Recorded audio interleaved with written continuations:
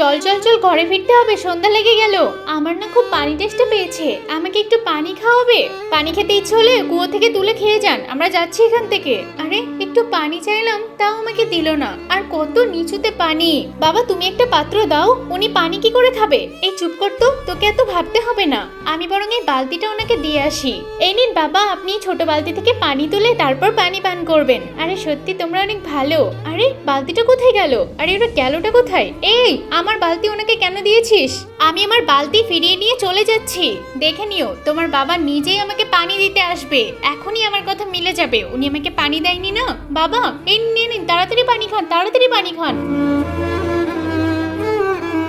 বাবা আপনি এসব কি করে করলেন? যাও তোমার বাবাকে গিয়ে জিজ্ঞেস করো। বাবা তুমি এই চমৎকার বাবাকে কেন পানি দিতে গেলে? আরে আর বলিস না, যখন আমি পানির বালতিটা তুলতে গেলাম তখন একটা বড় সাপ আমাকে কামড়াতে আসলো।